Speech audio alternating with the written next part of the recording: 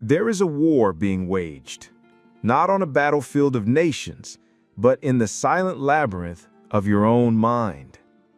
It is the war against reality, a war you fight every single day, even if you've never given it a name.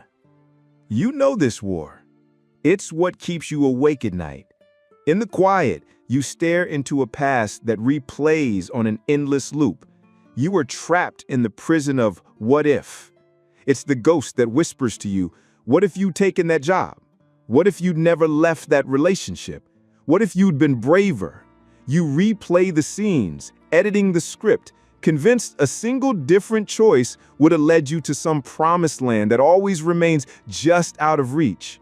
Each memory is a chain, binding you to a version of yourself that never was. And when you exhaust yourself escaping the past, you find yourself a prisoner of the future, a dense, unknown fog of what will be. Anxiety flows through you like a slow-acting poison. The fear of failure, the fear of loss, the fear of illness and uncertainty. You feel like a rudderless ship at the mercy of a storm you cannot see, a destiny written in a language you cannot read. You struggle to control the uncontrollable, and with every effort, you sink deeper into the quicksand of dread. But the deepest, darkest prison is the one that screams, "Why me?" This is the cry of your soul against injustice, the betrayal you didn't deserve, the diagnosis that came from nowhere, the accident that shattered your world. It is the profound, burning sense of cosmic unfairness, a belief that you have been singled out by fate to suffer. You feel like a puppet in a cruel game whose rules you will never understand. These three prisons, regret, fear, and victimhood, they consume your energy. You spend your life fighting what is, wishing for what was, and dreading what might be. But what if I told you the escape is not what you think? What if the key is not to break the chains, but to learn to love them? What if I told you that your greatest, most terrifying power lies dormant in the very heart of the suffering you're trying to destroy? The answer is not a modern self-help trick. It is a formula, ancient and severe, captured in two Latin words, Amor Fati. It translates simply, but to understand it is the work of a lifetime, a love of one's fate. This is not a new idea. Its roots run deep into the minds of the architects of the soul, men like the emperor-philosopher Marcus Aurelius and the slave-philosopher Epictetus. These Stoics, living amidst the chaos and decay of the Roman Empire, sought an unbreachable fortress for the mind, and they found it. They discovered a simple, yet world-shattering truth. The universe is divided into two parts: the things that are within your control and the things that are not. What is in your control? Only three things: your judgments, your impulses, and your will. Your inner world of thoughts and responses. This is your kingdom. And what is outside of your control? Almost everything else. Your health, your wealth, your reputation. What other people think, say, or do. Accidents, illness, and death. This is the realm of fate. The Stoics realized that all human suffering stems from one fundamental error: trying to control the uncontrollable. You suffer when you wish it wouldn't rain. You are disappointed when you're shocked by a friend's betrayal. You are broken when faced with an unexpected loss. You are fighting a war with reality, and reality always wins. Their solution was not mere acceptance, it was collaboration. They understood that every obstacle, every misfortune, every moment of pain was an opportunity to practice a virtue. As Marcus Aurelius wrote in his private meditations, "The impediment to action advances action. What stands in the way becomes the way." Consider a fire. When you throw a log in its path, it does not stop. It consumes the log, turns it into fuel and burns hotter and brighter than before. For a Stoic, every obstacle is a log for the fire of the soul. But centuries later, a philosopher with a hammer would take this Stoic acceptance and forge it into something far more radical, far more terrifying, and far more powerful. His name was Friedrich Nietzsche. For Nietzsche, Amor Fati was his formula for human greatness. It wasn't enough to merely tolerate or endure your fate. You had to desire it. You had to love it.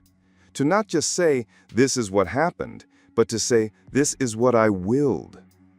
It means taking absolute ownership of every moment of your life, the beautiful and the horrific. It means looking at your deepest wounds and not just accepting them, but kissing them as a necessary part of the masterpiece of you. To test this power, Nietzsche devised the most chilling thought experiment in the history of philosophy, the eternal recurrence. Imagine this. In your loneliest loneliness, a demon were to creep after you and say, "This life, as you now live it and have lived it, you will have to live once more and innumerable times more, and there will be nothing new in it, but every pain and every joy and every thought and sigh and everything unutterably small or great in your life will have to return to you, all in the same succession and sequence." The demon continues, "This spider and this moonlight between the trees and this moment and I myself, the eternal hourglass of existence is turned upside down again and again, and you with it, speck of dust." What would you do? Would you throw yourself down and gnash your teeth and curse the demon who spoke thus? Or have you once experienced a tremendous moment when you would have answered him, "You are a god, and never have I heard anything more divine"? The one who can scream yes to this eternal repetition, the one who doesn't just endure their suffering, but wills it joyfully, has conquered reality itself. Let there be no mistake. This is not the weak sigh of resignation. It is not the apathy of the victim who gives up. It is the focused, terrible power of the alchemist. The alchemist does not curse the lead he is given. He sees it as the raw, necessary material. He applies the fire of his will and transforms it into gold. Pain, regret, failure. This is the lead of your life. Amor Fati is the fire that allows you to transform that lead into the gold of power, wisdom, and a destiny that you don't just accept, but one you would choose to love. But how does this philosophy, forged in ancient empires and the minds of reclusive geniuses, survive in our world? In this age of endless notifications, toxic news feeds, and the culture of comparison, how do we wield this ancient power in a modern life? The answer is that we translate this alchemy into 5 practical laws. These are not rules for the mind, they are laws of power. A roadmap to transform yourself from a plaything of fate into its partner. Law number 1. Rewrite the chronicle of your scars. You are the historian of your own life, but most of us are terrible historians. We record our past as a catalog of failures, regrets, and traumas. Every mistake is a stain. Every wound is a defect. This is a narrative of weakness, and it keeps you weak. Amor Fati demands that you burn this chronicle and write it anew, not by changing the facts, but by changing their meaning. Think of your greatest failure, the business that collapsed, the relationship that ended in bitterness, the opportunity you missed. The common narrative says, "I am a failure. This is a death sentence." The Amor Fati narrative says, "That was my crucible." In that failure, what did you learn that you could never have learned in success? Perhaps you learned resilience. Perhaps you discovered who your true friends were. Perhaps that failure forced you onto a path that was more authentically you. That failure did not break you, it forged you. It burned away the excess and revealed your essence. Recall the betrayal you suffered. The common narrative says, "I was wronged." This is the narrative of a victim.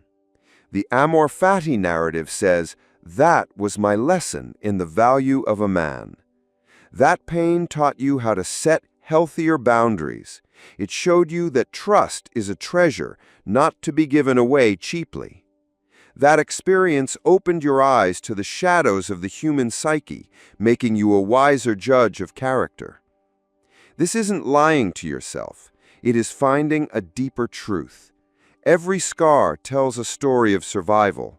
Every mistake is a rung on the ladder of wisdom. Your past is not a museum of damage. It is the epic of your becoming. Own it. Retell it as your myth of power. Law number 2. Practice the art of premeditated misfortune. The modern mind is engineered for comfort. We flee from any hint of discomfort, living in a fragile bubble of positive thinking. The Stoics knew this was the greatest folly. Instead, they practiced premeditatio malorum, the premeditation of misfortune. This is not pessimism. It is mental vaccination. Every morning, take 5 minutes. Close your eyes and vividly imagine the worst-case scenarios. Imagine losing your job. Feel the initial shock, the fear of the future. Imagine the person closest to you leaving. Feel the void and the loneliness. Imagine facing a grim medical diagnosis. The goal is not to wallow in anxiety. The goal is to strip fate of its greatest weapon, the element of surprise. This practice has 2 powerful effects. First, it instantly fills you with gratitude for what you have right now. Your job, your loved ones, your health. They all shift from being given to being precious. You don't appreciate the air you breathe until you imagine suffocating. Second, it builds psychological armor. If that terrible day ever comes, it will not be the first time you faced it. You have already battled it a dozen times on the training ground of your mind. You have moved past the initial panicked reaction. You will not freeze. You will pivot to, okay, what must be done now? You have prepared for the storm while others were still praying for sunshine. Law number 3. Shift the question from why to how. In a moment of crisis, one question automatically echoes in our minds. Why is this happening to me? This is the most toxic question you can ask. It is a dead end. It has no satisfying answer. It positions you as a passive victim, an object to which things happen. It traps you in a feedback loop of self-pity and rage. The Stoic warrior, the alchemist of the soul, replaces this question with another, one that seizes power back from fate and places it in your hands. How can I use this? This question changes everything. It turns you from a victim into a strategist. You were fired from your job? Why me leads to bitterness and blame. How can I use this sudden freedom leads to opportunity. What skill have I always wanted to learn? Was this the push I needed to start my own venture? Your relationship ended? Why keeps you stuck in the past, endlessly analyzing meaningless details? How can I use this experience to become a better partner in the future? Leads to growth. What did this teach me about my own needs and my boundaries? This shift is not a simple mind trick. It is a declaration of sovereignty. You are no longer a slave to circumstance. You are an artist who will use any material given to you, even the mud and the garbage, to create your work. Law number 4. Wield the fire of action within your circle of control. Many mistake Amor Fati for passivity. They think it means to sit back and let life happen to you. This is the gravest possible distortion. Amor Fati is a fiercely active, two-step process. Step 1. Radical, absolute acceptance of everything outside your circle of control. The economy, the traffic, the past, other people's decisions. Do not fight these things. Do not complain. Do not waste your energy. Accept them as a general accepts the weather and the terrain of the battlefield. They are the facts on the ground. Step 2. Relentless, focused, merciless action on the one and only thing you do control, your response. Take all the energy you saved from not complaining about the rain and use it to build a better shelter. Take all the power you reclaimed from obsessing over the past and pour it into your next step. When you face a crisis, draw a line in your mind. On one side, list everything you cannot change. On the other side, write only one thing: my next action. Then focus your entire being on that one thing, no matter how small. Sending one email, going for a walk, reading one page of a book. This action is your declaration of war against helplessness. This is where the love of fate becomes the creation of fate. Law number 5, the final law. Run your life through the eternal recurrence filter. This is the culmination of all the other laws, the master tool for absolute ownership of your life. As Nietzsche proposed, imagine that every moment, every choice, and every pain will be repeated for eternity. Use this idea not as an abstract philosophy, but as a practical decision-making tool. When you are facing a hardship, a period of illness, a career challenge, a broken heart, ask yourself, could I will to repeat this pain for all eternity to gain the strength that is forged within it? This question forces you to stop resisting and start searching for meaning. You begin to look for the gold within the lead because you know this landscape will be with you forever. More importantly, use this test when making a choice. Before you choose a career path, a partner, or even how you will spend your day, ask, is this a choice I would joyfully repeat for eternity? This question burns away the lies and excuses. You will no longer do something out of social pressure or fear. You will choose the path that resonates with the core of your being. You will begin to build moments that are worthy of eternal repetition. This test forces you to live a life of absolute integrity. You stop living a life of accidents and start living a life of intention. A life that you would choose again and again. This is the essence of Amor Fati. Not just to accept your life, but to build a life worth loving. And so we arrive not at an end, but at a new beginning.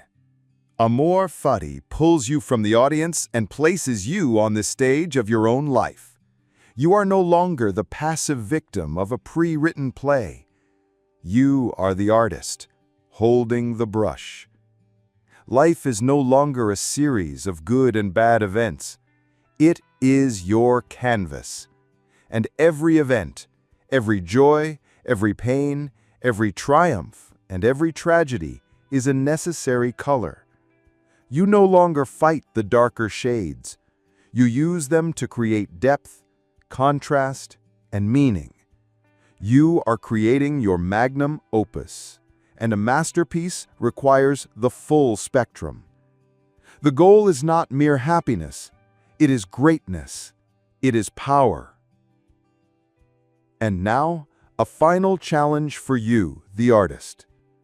Look back at your own life, to that one event you wish had never happened, that deep wound, that devastating loss, that failure that brought you to your knees. For one moment, stop fighting it. Look at it with the eyes of an alchemist. Can you, right now, find a single thread of gold in that lead? What strength was forged in you by that fire that you would not possess otherwise? What did it teach you? This is not a private exercise. This is a collective ritual. In the comments below, share just one word that describes the power you discovered in a past suffering. Words like resilience, compassion, independence, wisdom, freedom. Let the comments section become a gallery of our forged strengths, a monument to our corrective alchemy. You have now learned the secret to loving what is, but the journey does not end with acceptance. That is merely the gateway. Now that you have learned to love your fate, the next step is to become its author. In our next explorations, we will descend into the labyrinth of the psyche with Carl Jung to uncover the process of individuation. This is the roadmap to stripping away the masks, confronting the shadow, and integrating every part of yourself to become who you were truly meant to be. To ensure you do not miss the next chapters in this journey, subscribe to this channel and activate the notification bell. The work has just begun.